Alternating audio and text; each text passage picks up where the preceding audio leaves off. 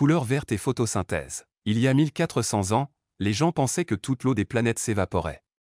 Mais le Coran dit qu'une partie de l'eau s'évapore et qu'une autre devient une vieille plante. Les sceptiques affirment que l'auteur du Coran a commis une erreur, l'eau transporte les nutriments du sol vers la plante, puis s'évapore, aucune eau ne se transforme en plante. Aujourd'hui, les scientifiques confirment que la majeure partie de l'eau s'évapore et qu'une petite partie se transforme en sucre par photosynthèse, ce sucre est ensuite utilisé par la plante. La majeure partie de l'eau absorbée par la plante s'évapore et retourne dans l'atmosphère par transpiration. La transpiration. La transpiration est le processus de déplacement de l'eau à travers une plante et son évaporation des parties aériennes, telles que les feuilles, les tiges et les fleurs.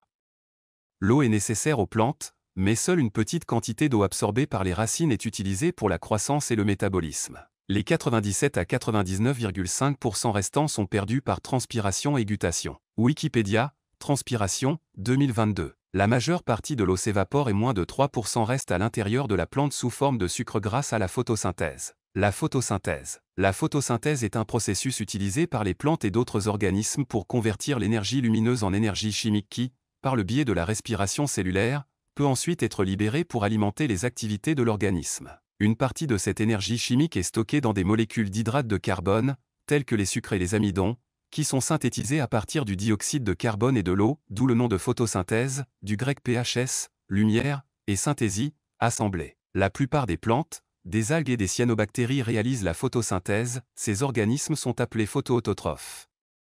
La photosynthèse est en grande partie responsable de la production et du maintien de la teneur en oxygène de l'atmosphère terrestre et fournit la majeure partie de l'énergie nécessaire à la vie sur Terre. Bien que la photosynthèse soit réalisée différemment selon les espèces, le processus commence toujours par l'absorption de l'énergie de la lumière par des protéines appelées centres de réaction, qui contiennent des pigments verts de chlorophylle et d'autres pigments colorés, ou des chromophores. Wikipédia, photosynthèse, 2022. La chlorophylle transforme le dioxyde de carbone et l'eau en oxygène et en sucre.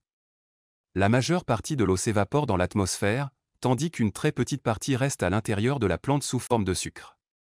Le sucre est ensuite utilisé par la plante. Ce phénomène a été découvert récemment, mais il a été décrit dans le Coran 1400 ans avant sa découverte. Coran 18h45. Et cite-leur la parabole de la vie présente, elle est semblable à une eau que nous faisons descendre du ciel, les plantes de la terre l'absorbent, puis elle devient une vieille plante, dispersée par le vent. Allah a un pouvoir absolu sur toute chose.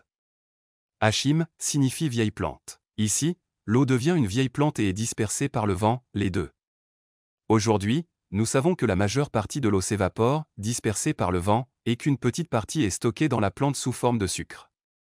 Ce sucre est ensuite utilisé par la plante. La chlorophylle, responsable de la couleur verte, est principalement composée de carbone, d'oxygène et d'hydrogène, C5H72O5N4Mg.